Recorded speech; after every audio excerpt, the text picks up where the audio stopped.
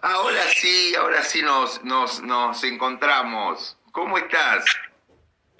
Bien, bien.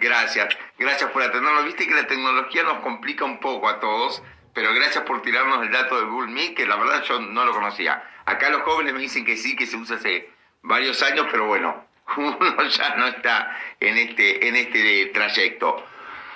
Chicho, te vamos a robar 40 minutos y te vamos a dejar libre, más que nada para que los jóvenes conozcan el mundo del motociclismo y cómo comienza tu actividad. Tu amor por las motos o tu cambio en la vida y el amor por las motos comienza a los 13 años cuando montaste por primera vez tu moto.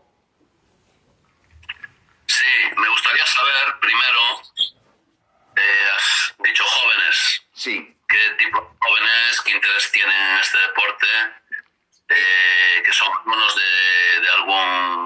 algunos estudios relacionados con esto, claro, ellos son estudiantes de periodismo deportivo. vale, El cuatrimestre está dividido en motociclismo, que es muy poco, que lo estamos impulsando de a poco, y automovilismo, que bueno, que es lo que venía en la cátedra. Son alumnos en el auditorio de primero, segundo y tercer año. Así que están ahí mirándolos y son entre 18 y 22 años que tienen los chicos. ok, vale. Así, con esta información ya me permite también llevar mi discurso hacia su posible interés. Gracias, Chicho. Bueno, comenzás de muy pequeñito en el mundo de las motos. Sí, comienza como primero una atracción de ver las motos y estar siempre mirando cuando pasa una, ¿no? Y sientes esa atracción y el día que la probé pues me di cuenta de que esa atracción pues tenía una razón de ser, ¿no? Que las sensaciones que me aportaba la moto era algo que ninguna otra cosa me podía aportar, ¿no? El poder ir en moto, esa libertad que sientes, ese baile, esa danza que tienes con la moto, ¿no? Que la puedes manejar o hacer que te obedezca casi con el pensamiento, ¿no? Con muy poquito esfuerzo, hacer que gire, hacer que vaya hacia donde quieras. Esas sensaciones pues son fantásticas y me engancharon la primera vez y ya me quedé enganchado para el resto de mi vida. Qué hermoso. Y bueno, de ahí comenzaste vos a competir hasta que después, ¿qué fue tu actividad como, o sea, al nacer tu hijo o por qué decidís dejar las carreras y comenzar como coaching? Bien, me gustaba tanto el mundo de la moto que estuve trabajando de mecánico muchos años y también compitiendo. Cuando tuve a mi hijo y vi que él tenía la misma pasión por la moto y por la competición que yo, pues ya abandoné la competición y me centré en su carrera deportiva. Empezamos, a los 3 años le fabriqué la primera moto y a partir de ahí empezamos a entrenar. Empezamos a entrenar y yo lo que buscaba era un método de entrenamiento que no existía en el mundo de la moto. Me fijé en otros deportes, como trabajaban los entrenadores en otros deportes, y fui creando un método de formación, de entrenamiento de pilotos propio, que no ha dejado de evolucionar a lo largo de estos 36 años ya, que llevamos desde que comencé con mi hijo, con 2 años. Claro. Yo le decía a los alumnos ayer, ese método comienza en el número 8, Chicho, en hacer. No, comenzamos a trabajar en tierra. Yo había competido en motocross, conocía un poquito el motocross y era una buena base. Sabía que era una buena base porque por aquel entonces, estamos hablando de los años finales de los años 80, los pilotos americanos y australianos eran los que dominaban el campeonato del mundo toda aquella década de los años 80, prácticamente quitando 2 pilotos italianos que fueron campeones del mundo, los Cinelli y el otro, ahora no me acuerdo. Franco Uncini. No, Franco Uncini, fueron campeones del mundo en el año 81 y 82, creo. El resto de la década la dominaron pilotos americanos y australianos que venían de la tierra. Entonces,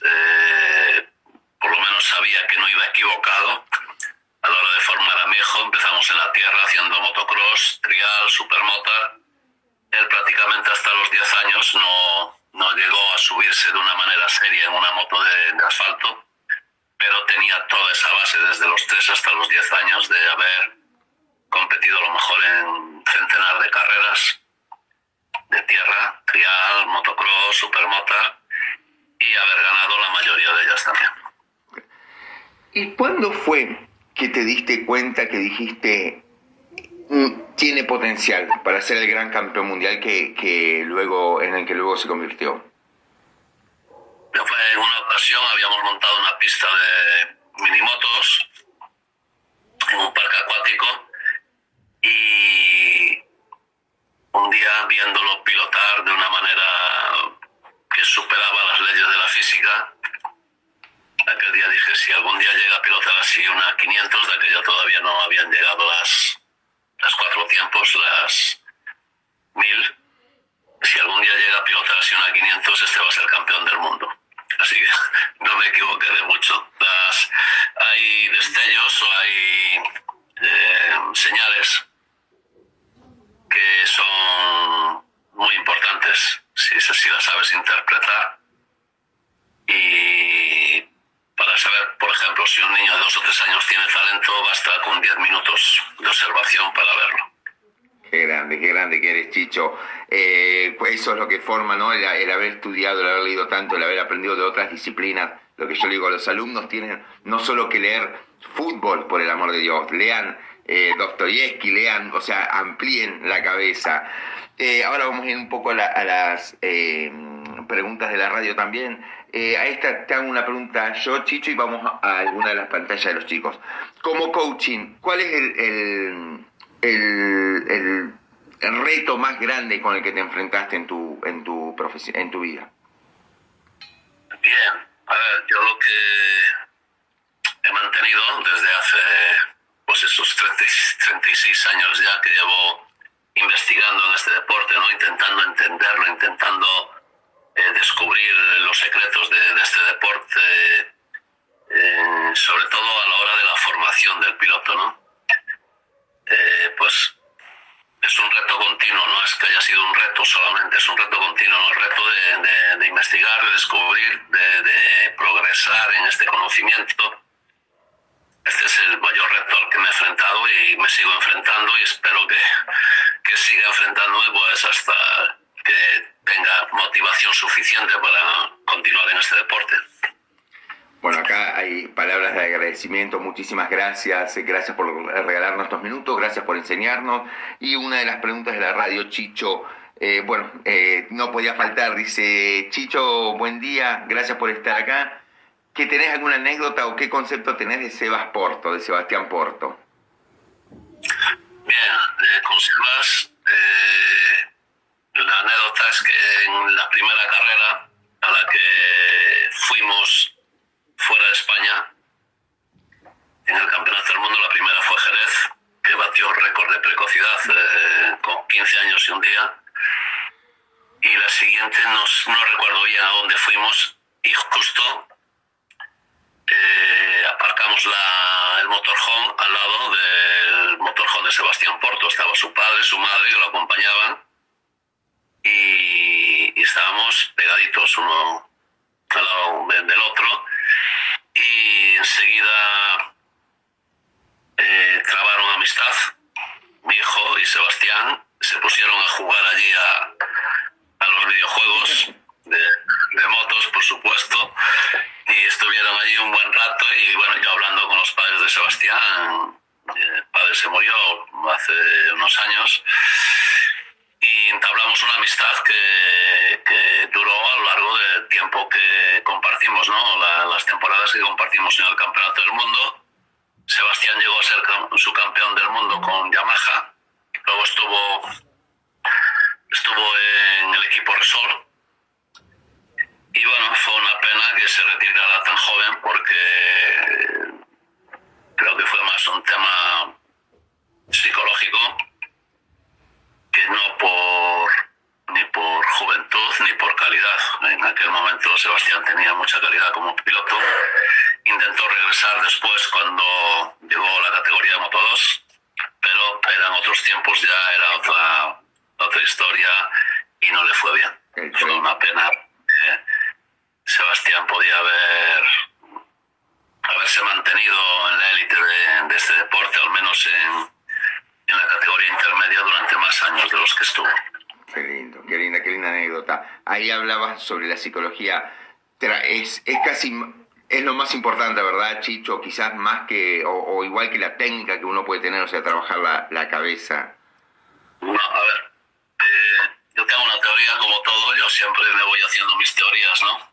A partir de lo que observo y a partir de lo que aprendo, me voy haciendo mis teorías y yo tengo una teoría. Lo más importante es el ser rápido a una vuelta. Si tú no eres rápido a una vuelta, ya no puedes pensar en ser rápido a una carrera. Es imposible. Entonces, lo que te ayuda a ser rápido a una vuelta es la técnica. Los movimientos que el piloto realiza encima de la moto para decirle a la moto cómo tiene que hacer esa vuelta, ¿no? Ideal en cada momento. Hay que tener en cuenta que en una curva son 7 maniobras que se realizan. Después está el número de cambios, o sea que posiblemente a lo largo de una vuelta en la que hay 15 curvas, pues tú haces más de 100 maniobras encima de la moto, ¿no? Claro. Y cada una de esas maniobras hay una manera correcta o perfecta de hacerlas, la más efectiva. Entonces, cuanto más te acercas a esa manera más efectiva de realizar esas 100 o 100 y pico maniobras, es lo que te va a dar la velocidad a una vuelta, el crono, el tiempo. Claro. Entonces, para mantener ese crono a lo largo de toda una carrera necesitas ya una formación física, una preparación física. Entonces ahí ya entramos en el apartado de la preparación física. O sea, el primer apartado sería la formación técnica del piloto.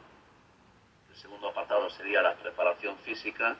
Y una vez que ya eres capaz de mantener esa rapidez a lo largo de toda una carrera, de las vueltas que dura una carrera, a partir de ahí lo más importante es el no equivocarse, el no tomar decisiones equivocadas. Y ahí entramos en el aspecto mental. Entonces tenemos estos 3 aspectos que se van, digamos, que si no tienes el primero, que es la rapidez, la técnica, el segundo y el tercero da igual que los tengas. Increíble. O sea, tú puedes tener una preparación física fantástica, que si no eres rápido no te va a servir de mucho. O puedes tener una técnica excelente, una preparación física excelente, que si luego tomas decisiones equivocadas, cometes errores, tampoco te van a servir de mucho. Entonces tenemos que tener en cuenta esos 3 aspectos, son muy importantes, pero en ese orden: primero la técnica, luego el físico y luego el psicológico, para conseguir un piloto que es muy rápido a una vuelta. Eso le permite hacer buenos puestos en parrilla, le permite poder escaparse en un momento dado de la carrera porque es más rápido que los otros.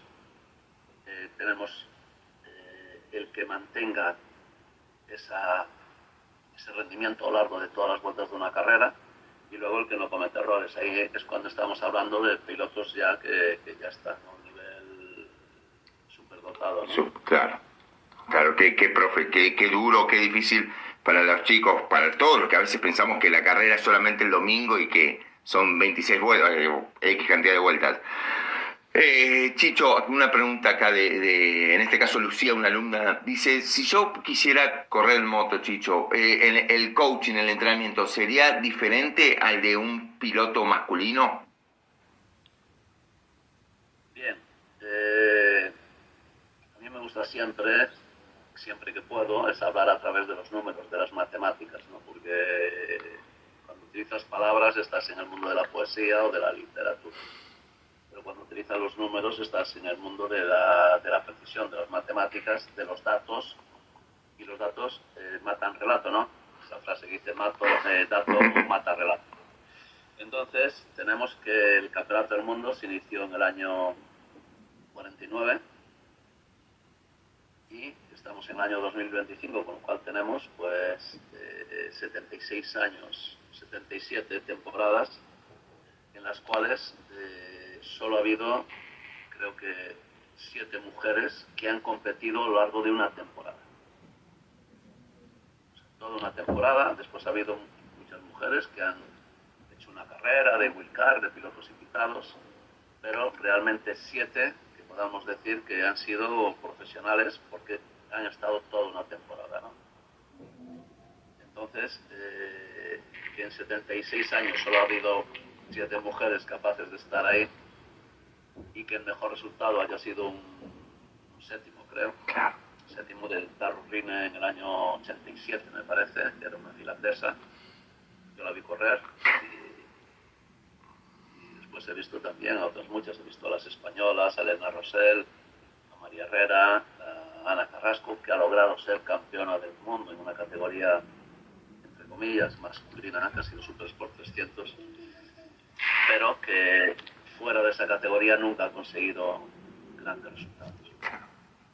Entonces, yo creo que si tenemos que esperar otros 76 años para darnos cuenta de que la mujer no puede competir al igual que en el resto de los deportes, ¿no? Claro. Con el hombre, y que necesita categorías femeninas. Y de hecho, yo he estado investigando mucho en internet para entender qué pasaba con el deporte femenino, ¿no?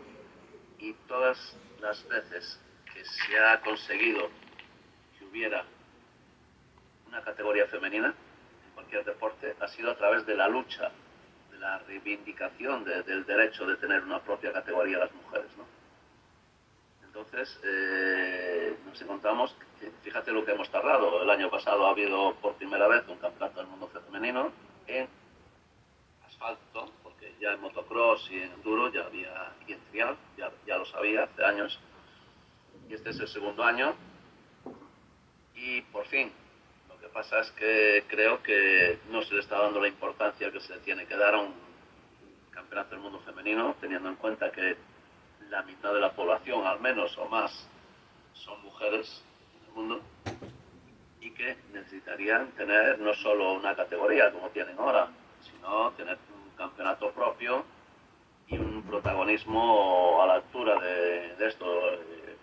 Hay muchos deportes en los que hay categorías femeninas, uno de ellos es el fútbol, pero que no despierta la más mínima interés ni pasión suficiente.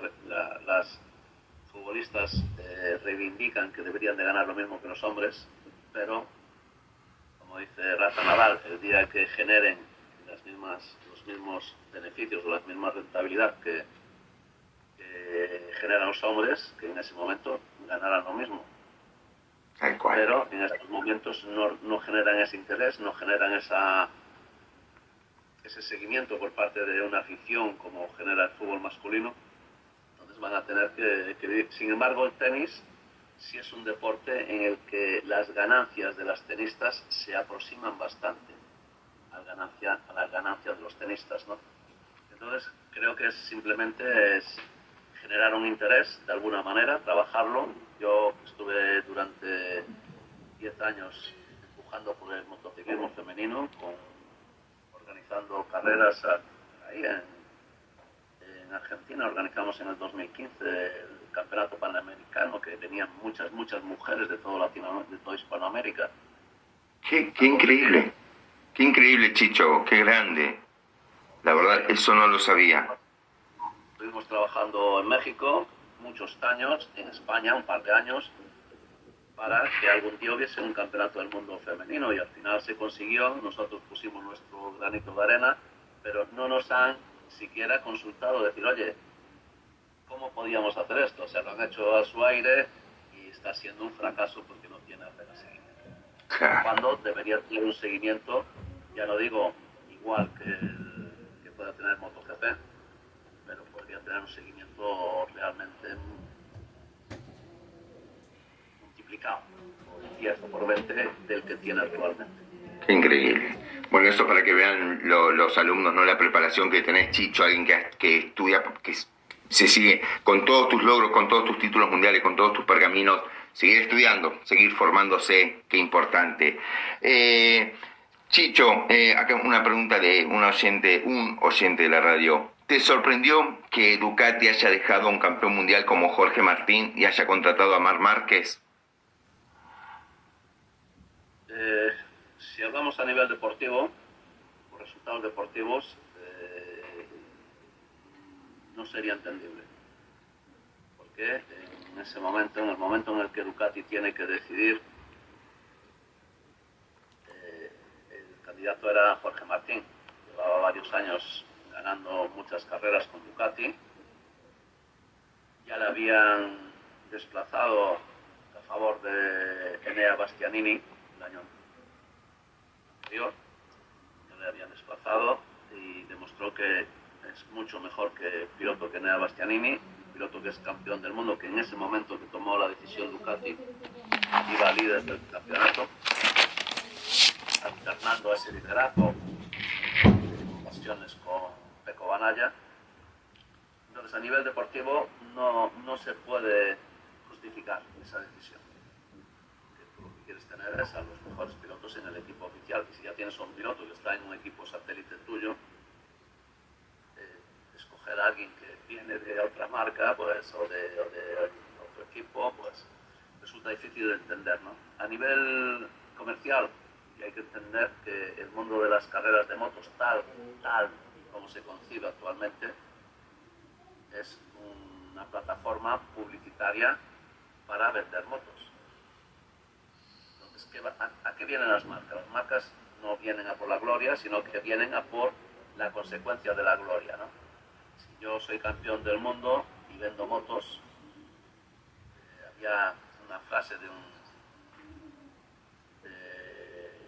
Paco Bultó, que fue el que creó la marca Bultaco en España, y decía: la moto que gana el domingo se vende el lunes. Qué lindo. Qué realidad. Y otra frase era: el mercado sigue a la bandera de cuadros. Era un filósofo también, historia, y efectivamente esto es así. La gloria hace que las ventas aumenten, ¿no? La gloria de la competición hace que las ventas aumenten. Entonces, desde ese punto de vista, entiendo perfectamente a Ducati. Y también entiendo que Gigi Dall'Igna, que es el técnico quizás más famoso de la historia de este deporte, ha habido técnicos muy famosos, pero no tanto como Gigi Dall'Igna, ¿no? Con sus inventos, entre comillas, con sus lo que él ha podido dar a este deporte, ¿no? Todos esos avances técnicos, ¿no? Que ha sabido poner en la pista, que a lo mejor eran avances técnicos que ya existían, pero que nadie se había atrevido a poner en la pista, y que él sí ha sabido poner en la pista y hacerlos funcionar. Que quiera trabajar también con un piloto de la talla de Marc Márquez, que a día de hoy es posiblemente el mejor piloto de la historia por sus éxitos deportivos, pero también por toda su trayectoria, ¿no? Por el hecho que hemos visto 5 años fuera de luchando contra una lesión y luchando contra una moto que no le acompañaba, y al final ha vuelto otra vez a conseguir victorias y está realmente dominando un campeonato después de 5 años de una travesía del desierto, ¿no? En la que ha tenido muchos problemas. Todo esto son cosas importantes a tener en cuenta a la hora de evaluar su calidad como piloto dentro de la historia de este deporte. Qué grande, Chicho. Te saluda William Martinelli, que es el decano de la Facu, y te hace una pregunta. Dice: Chicho, gracias por estar acá, por enseñarle a los alumnos. ¿Pecco se puede sentir intimidado por Márquez? ¿O qué pasó? ¿Se olvidó de manejar? ¿O cómo es que hasta Alex Márquez lo supera? Bien, el mundo del deporte, si algo tiene que nos fascina, ¿no? Que nos engancha, que nos atrae, que nos apasiona, es la capacidad de sorpresa que tiene el mundo del deporte. Si no hubiese esa capacidad de sorpresa, pues habríamos, no sé, ahí en Argentina, pero aquí en España, pues siempre ganaría el Real Madrid y el Barça. En lógica, en buena lógica, son los equipos más fuertes los que tienen los mejores jugadores, los mejores entrenadores, los que tienen el mejor palmarés. Pero a veces nos encontramos que determinadas competiciones un equipo de tercera puede ganar con estos gigantes. Entonces siempre estamos esperando en el deporte que pasen estas cosas. Y pasan. Y pasan, ¿no? Entonces la capacidad de sorpresa es inagotable en el mundo del deporte. Al toro pasado todo el mundo sabe las cosas, ¿no? Pero Alex Márquez era un piloto que ha sido 2 veces campeón del mundo, pero que nunca había demostrado la regularidad que está demostrando este año. Ha sido una sorpresa. Lo de Márquez, pues sí, todo el mundo se esperaba, pero ya vimos el año pasado, hubo una parte de la afición que decía va a arrasar con la Ducati, al final no arrasó con aquella 2023. Cuando ya nadie creía que podía ganar, nosotros todavía decíamos que sí, que con la 23 que iba a ganar, y efectivamente acabó ganando. ¿Por qué? Porque yo ya no doy nada por hecho, y siempre dejo la puerta abierta a las sorpresas, ¿no? Y a lo largo de 20 carreras, a lo largo de un año, siempre va a haber una en la que se alineen todos los astros, y lo vemos continuamente, ¿no? Vemos que de repente aparece un piloto que gana, y gana Zarco en la última, claro, en la última carrera. Claro, en Francia, tal cual. ¿Quién en su sano juicio hubiese apostado todo por Johan Zarco? Nadie, ni siquiera él. Pero de repente pasan una serie de circunstancias, pasan una serie de cosas que hacen que un piloto con el que no se contaba para nada sea capaz de estar ahí, ¿no? Y ganar de la manera aplastante de la que ganó, porque metía 7-8 décimas de media por vuelta a Marc Márquez, sin necesidad, porque ya iba primero destacado, llegó a estar a 20 segundos de ventaja, ¿no? Entonces, eso es lo que pasa con el deporte, que nos apasiona, la capacidad de sorpresa que nos puede hacer vivir nuestros momentos de emoción, y sobre todo cuando gana aquel piloto que nos gusta, ¿no? O el equipo, o lo que sea. Entonces, el deporte hoy en día es el equivalente a la guerra de la Edad Media, ¿no? Cuando regresaban los generales romanos después de haber ganado una batalla y eran aclamados por todo el pueblo. Bueno, pues hoy en día el equivalente a aquella admiración que sentía el pueblo por los guerreros que ganaban batallas, pues lo sentimos ahora por los deportistas a los que admiramos, ¿no? Qué hermoso. Entonces, y lo que nos gusta, lo que nos apasiona, es esa capacidad de sorpresa, de saber que siempre David puede acabar ganando a Goliat. Entonces, lo de Alex Márquez ha sido una sorpresa, lo de Marc Márquez no tanto, pero todavía había que verlo, si era capaz de hacer lo que está haciendo. Y lo de Pecco Bagnaia pues también ha sido una sorpresa, ¿no? Que es un piloto que con un palmarés muy importante, está entre los 10 mejores de la historia por número de victorias en MotoGP. Y lo que está haciendo este año pues tampoco nos lo esperábamos, ¿no? Queríamos que le plantase cara a Marc Márquez, y en las 2 o 3 primeras carreras hubo 2 o 3 adelantamientos nada más, o sea, fue un desastre emocionante para los que nos gusta. Es como ir a ver a un partido y que no haya goles, ¿no? Un partido de fútbol. Claro. Vas del partido y te vas pues con la sensación de decir, joder, qué aburrido, ¿no? Qué desastre. Cuando ves 10 goles, sales del partido, pues es eléctrico, ¿no? Con la sensación de haber disfrutado y haber pasado bien, y a lo mejor no ha ganado tu equipo, pero ha peleado, ha luchado, ha marcado goles, y con eso ya te vas contento a casa. Qué lindo. Aquí ha pasado lo mismo también. Qué hermoso. Cultura pura, jóvenes, estudien. Pregunta de la radio, Chicho, vamos, esta es linda.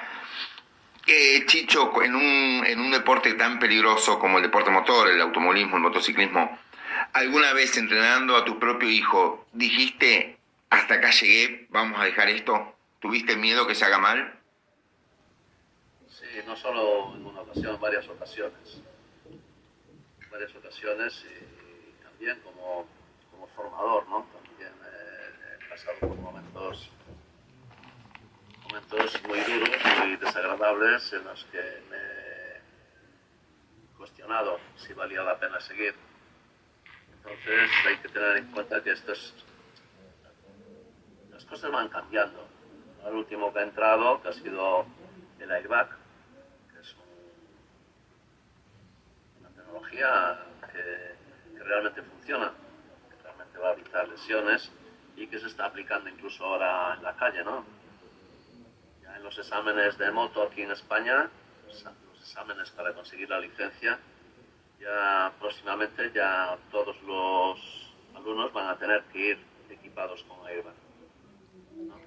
Y como eso, pues muchos avances que ha habido a lo largo de la historia y que han surgido en ese laboratorio gigante que es las carreras de motos o el campeonato del mundo, ¿no? Donde nacen pues tecnologías que nos ayudan a mejorar la seguridad.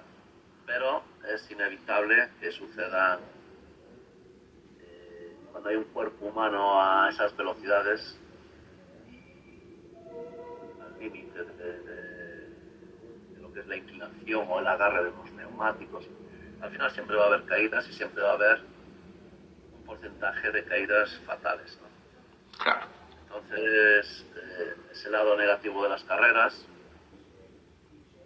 y en lo que a mí respecta ha habido bastantes momentos en los que me he cuestionado si valía la pena seguir. Qué duro. Gracias Chicho por la sinceridad. 8 minutitos y te vamos a dejar libre. Hay justo una pregunta que habla sobre el tema que estamos tratando, Chicho. Dice, el año pasado un jovencito argentino, Lorenzo Somaschini, perdió la vida, tenía 9 años, y todos los medios han criticado a los padres por dejarlo correr de tan jóvenes. Si tenés el sueño del MotoGP en la mira, ¿podés empezar más tarde? ¿Cuál es la edad justa como para comenzar? Bien, la edad, el tema de la edad ha sido polémica en los últimos años.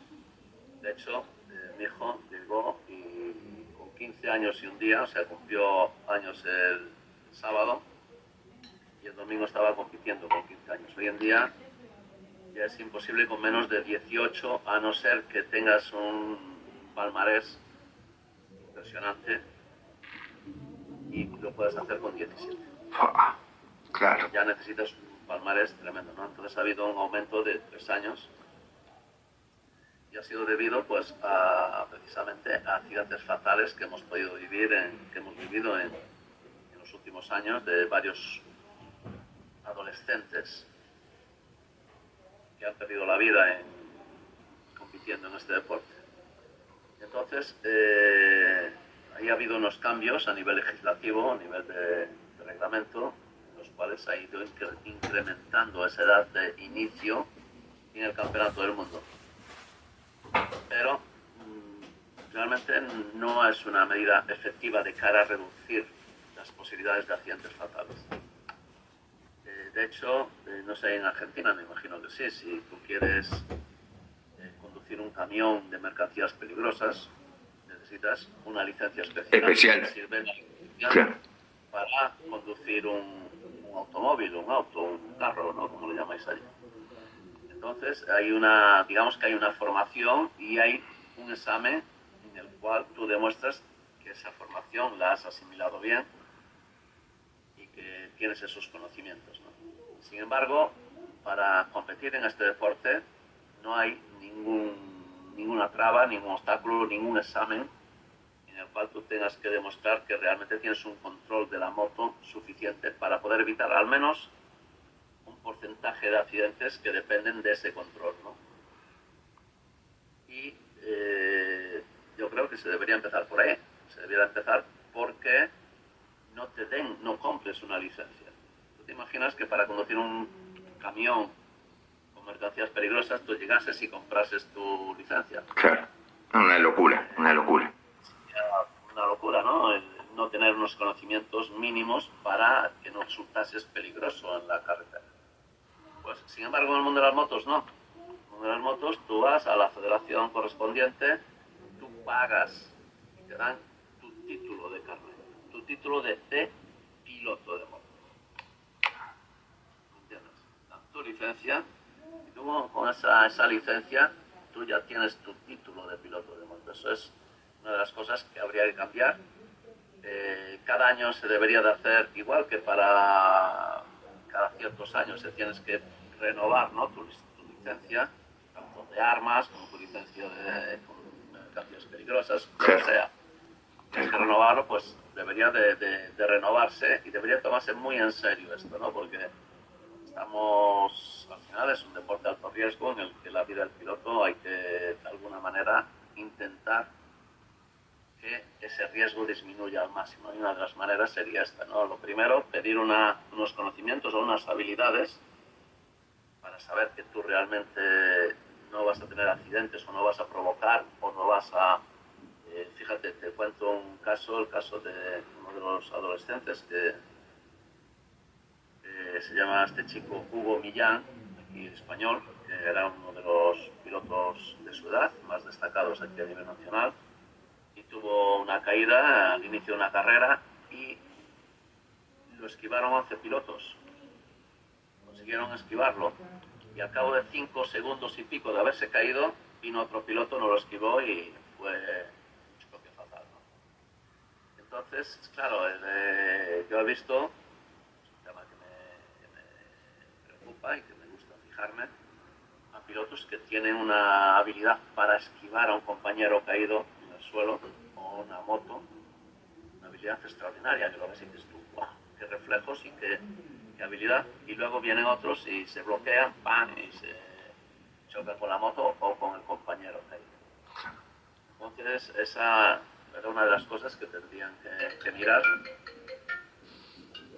Una de las cosas que tendrían que mirar sería eso, ¿no? Que si no tienes esas habilidades de esquiva o de frenada o que tú ya demuestres que tienes determinada experiencia, habilidad, no te podemos vender la licencia así como así. Claro, claro, entiendo. Dos últimas preguntitas, Chicho. Bueno, esta te la pregunto yo, después te dejo la de la radio, la última. ¿Cómo nace la idea de escribir tus libros? ¿Querés volcar los conocimientos a las generaciones más jóvenes? Bien, yo al final, como estudioso de este deporte, ¿no? Al final pues he ido acumulando una serie de conocimientos. También tengo un punto de vista sobre este deporte que no es el punto de vista mayoritario, es un punto de vista a veces sorprendente, ¿no? O a veces incluso polémico. Y al final pues he decidido ir compartiendo estos conocimientos a través de unos libros. Ya he escrito 3 libros, 2 sobre el apartado deportivo y uno sobre el apartado de seguridad para los motoristas que van por las vías públicas. Para empezar, en este último, que lo sacamos en diciembre pasado, analizamos 28 tipos de accidentes, los más comunes, cómo evitarlos, por qué suceden, cómo suceden, cuándo suceden y sobre todo cómo evitarlos. Estoy seguro que cualquier motorista que lea este libro va a saber perfectamente el día que tenga un accidente todo esto, ¿no? Por qué le pasó, cómo le pasó, cuándo le pasó y qué podía haber hecho para evitarlo y no hizo. Ese conocimiento sí lo va a tener. No quiero decir que este libro ayude a salvar vidas, pero seguro que más de una vida salva o más de un accidente. Y es compartir unos conocimientos que al final son producto de tantos años de investigación apasionada sobre este deporte y sobre el motorismo en general. Qué lindo. Sí, acá me dice William Martinelli que si se consigue por eBay, lo vamos a tener para la biblioteca de la facultad. Última pregunta de la radio.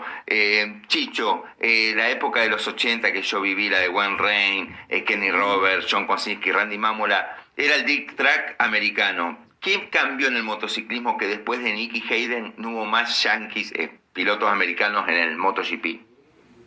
Bien, a ver, lo de Nicky Hayden fue casi una anécdota, ¿no? Porque fue un piloto que fue campeón ganando una sola carrera, igual que Jorge. No fueron campeones sólidos en el año en que fueron campeones, ni a lo largo de su carrera deportiva, ¿no? Era un chico excelente, yo tuve la oportunidad de conocerlo y de hablar con él y de compartir con él. Y fue una pena lo que le pasó. También esa moda, ¿no? que se ha creado ahora de que los pilotos tienen que hacer bicicleta y es una moda muy peligrosa, y ya vimos el caso de Nicky Hayden, ¿no? Hay otras maneras de mejorar tu preparación física que son menos arriesgadas. Bien, el motociclismo americano tuvo su época dorada, que fue en los años 80, y también varios pilotos australianos. Los más destacados y recordados es Wayne Gardner y también Mike Duhan, ¿no? Y luego pues tenemos, llegó primero Kenny Roberts, luego fue Freddie Spencer, estuvo Wayne Rainey, Eddie Lawson también, piloto también que no es tan conocido, tan carismático a lo mejor como Kevin Swans, ¿no? Pero que también fue un piloto que fue varias veces campeón del mundo y con marcas diferentes. Llegó a ser con Honda y con Yamaha, e incluso ganó una carrera con Cagiba, ¿no? Entonces tuvieron una época dorada, y también ha sido una cosa a la que yo le he dado muchas vueltas, cómo consiguió aquellos pilotos llegar, ¿no? Y mi conclusión es que en Europa estábamos dormidos, completamente dormidos. En España salíamos de 40 años de una dictadura de Franco, en la cual no podían venderse las motos japonesas, con lo cual los pilotos españoles tampoco tenían interés para las marcas japonesas. Y en el momento en que se abrió ese mercado, aparecieron pilotos españoles como fueron Sito Pons, como fue Carlos Carbús, como fue Joan Garriga. Qué grande Garriga. Que fueron campeones y subcampeones del mundo, ¿no? En el momento en el que dispusieron de las mismas armas o motos que los demás, demostraron que aquí en España pues también había ese talento, ¿no? Y que había campeones del mundo en potencia, ¿no? Entonces, pero se estrellaban cuando llegaban a 500, se estrellaban. La revolución que hubo realmente aquí en España fue cuando se empezaron a trabajar con niños muy jóvenes. A trabajar, de hecho hay un dato que es común a todos los campeones del mundo españoles de las últimas décadas, que hemos tenido muchos, y es que todos habían comenzado a 3, 4, 5 años. Eso es el denominador común de los campeones españoles, y es lo que hizo que cuando llegaban a los 20 años tuviesen, claro, pues imagínate, pues 15 años, 18 años de experiencia, competición, y al final pues es lo que marca las diferencias, ¿no? El empezar muy joven es muy importante en cualquier actividad en la que un ser humano empiece. El empezar muy joven es muy importante. Luego también la cantidad de pilotos que hay en España. Nosotros llegamos en el 2012 a México, y en todo Hispanoamérica no había un solo niño menor de 10 años corriendo. Aquí en España había cientos. Esa es la diferencia. Entonces hay que trabajar a largo plazo, hay que trabajar con niños muy jóvenes, y a partir de ahí, pues, si tienes la suficiente cantidad aquí abajo de la pirámide, aquí arriba vas a tener altura y vas a tener calidad. Pero se necesita esa cantidad ahí abajo. Qué grande. Chicho, acá nos dicen, cuando algún día andes por Buenos Aires, sería lindo que vengas a la facultad, que estés con los chicos, que des una charla, sería un placer enorme. Y bueno, para terminar, gracias, hay palabras de elogios, miles, gracias por tu profesionalismo, por tus conocimientos, por enseñarnos. Y ahora sí, para cerrar, Chicho querido, ¿qué consejo le das a estos chicos que en 2 años dejan la facultad y tienen que largarse al mundo? Muchos con miedo, dicen, profe, cuando termino la facultad, ¿cómo consigo laburo, trabajo? ¿Qué tengo que hacer? ¿Algún consejo para estos chicos para cerrar? Bien. Yo entre las actividades a las que me he dedicado dentro del mundo de la moto, yo empecé como mecánico. Mi profesión fue mecánico durante al menos 12 o 13 años. Y también piloto, pero también me he dedicado a un apartado, que es el apartado de la comunicación. Yo tenía una revista aquí en Mallorca que se llamaba Motor Balear, durante 3 años. Luego estuve trabajando en Solomoto, que es una revista que todavía está funcionando en España. Escribí libros, canal de YouTube, que aunque no tiene apenas actividad, pues he llegado a más de 500.000 de seguidores. Y tengo el canal de MotoGPando, ¿no? En el cual, de manera extendida, pues hablamos de MotoGP, de las carreras, desde nuestro particular punto de vista, el punto de vista de los números, sobre todo analizando números. Entonces me he dedicado también al apartado de la comunicación en este deporte. Y tengo una guerra particular con los periodistas españoles, porque me parece que no están haciendo honor a lo que tiene que ser el periodismo, ¿no? Que tiene que ser objetivo, tiene que ser un periodismo sin preferencias, sin venderse.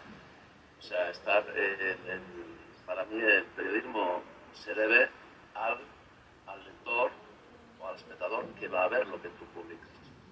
Claro. Y lamentablemente el porcentaje de periodistas que hay que se le pueda decir que están cumpliendo bien con este objetivo, ¿no? De verse, de poner por encima de todo el público al que va dirigido. Después ya puedes estar equivocado o no equivocado, pero lo que no puedes es venderte. Entonces, yo creo que por ahí si quieren llegar lejos, puede ser que consigan llegar lejos vendiéndose al poder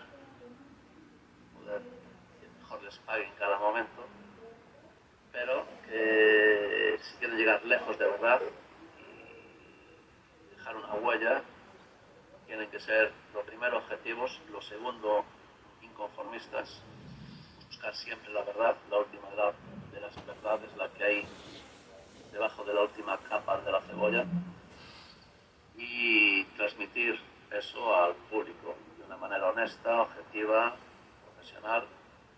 Lamentablemente el porcentaje de periodistas que hay que cumplen esas cualidades es un porcentaje bajísimo. El resto es lamentable. A mí yo he tenido polémicas. Es muy fácil ponerse en contacto conmigo, tú lo has demostrado. No ha habido ningún problema en hablar conmigo. Tal cual. Tal cual. Y que un medio de comunicación en España sacase un titular falso completamente fuera de contexto, y que el resto de todos los medios de comunicación copiaran y pegaran ese titular sin que hubiera ni uno solo que me llamase y me dijese: oye, Chicho, esto es verdad, esto que dices, de que tú has dicho, es verdad. Ninguno. Y eso demuestra pues la calidad del periodismo que tenemos hoy en día. Al final el periodista tiene un problema gordo, muy gordo. Se enfrenta cada día a una hoja en blanco o a una pantalla en blanco, hoy en día que estamos en el mundo de internet, ¿no? Que tiene que rellenar de una manera atractiva para que eso que él publica tenga las suficientes visitas como para que al día siguiente pueda seguir trabajando. Claro. Entonces se enfrenta a ese gran problema que es esa pantalla en blanca, esa hoja en blanco, tiene que rellenar, y hay mucha gente que tira por lo fácil, por la mentira, por el titular sacado de contexto, por el copia y pega. Esos periodistas están condenados a ser unos mediocres y a ser unos inútiles toda su vida, ¿no? Yo lo que les aconsejo es que sean inconformistas, que sean honestos, que persigan siempre la verdad y que se formen a nivel de comunicación. Yo he estado asistiendo a clases de comunicación para no solamente poder transmitir unos conocimientos, sino que transmitirlos de una manera que resulte atractiva al que va a escuchar esos conocimientos o ese punto de vista. Entonces, que continúen formándose, lo que puedan aprender en la Facultad de Periodismo es muy importante, pero no les va a hacer destacar sobre los demás. Lo que les va a hacer destacar sobre los demás es el no dejar de investigar, dejar de aprender, dejar de superarse cada día, de ser inconformista. Esto es lo que le va a ayudar a ser grandes periodistas. Y bueno, esto era lo que os quería comentar. Chicho, gracias por la clase magistral de periodismo acá. Por más Chicho Lorenzo en el mundo, gracias, genio, gracias por tu sinceridad, por tener los huevos de decir las cosas como son. Gracias de todo corazón, Chicho, es un placer inmenso. Algún día me gustaría abrazarte fuertemente si se dan las circunstancias. Muchas gracias por regalarnos esta hora, Chicho, de verdad. Muy bien, solo quiero añadir una cosa más, porque he estado mirando tu Instagram un poquito para saber, situarme un poco, ¿no? Para saber dónde podía ir en entrevista. Y he visto que comentas del talento de Márquez. Yo te voy a decir una cosa, Márquez, el talento de Márquez, el talento no se puede medir de entrada. No hay un aparato con el que podamos medir el talento, que se llamaría talentómetro, ¿no? Sería el aparato para poder medir el talento. Lo de Márquez es un carácter único en la historia de este deporte. Y el talento ayuda, sin duda, pero voy a dejar un dato, un número que es importante a la hora de medir el talento, ¿no? Marc Márquez tardó 33 carreras en conseguir su primera victoria en el campeonato.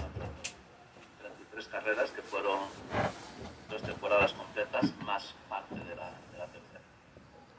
Cuando ha habido pilotos que han conseguido la victoria en su primera carrera, en su segunda carrera o en su tercera carrera. Entonces nos encontramos que es una manera de medir el talento, el que puedan conseguir sus victorias muy pronto en el Campeonato del Mundo, pero no es el caso de Márquez. Márquez lo que tiene es un carácter extraordinario, es un piloto inconformista. Todas esas cualidades de las que he hablado para aquellos que quieran llegar a ser grandes periodistas son las mismas que tiene Marc Márquez para haber conseguido ser un gran. Gracias por enseñarnos, Chicho, de verdad, y por enseñarme. No olvídense del talento y pónganse a trabajar con ilusión, con ganas y sobre todo acumulando conocimientos y cuestionándose siempre si las cosas no se pueden hacer mejor. Gracias, de verdad. Chao, amigo. Gracias, Chicho.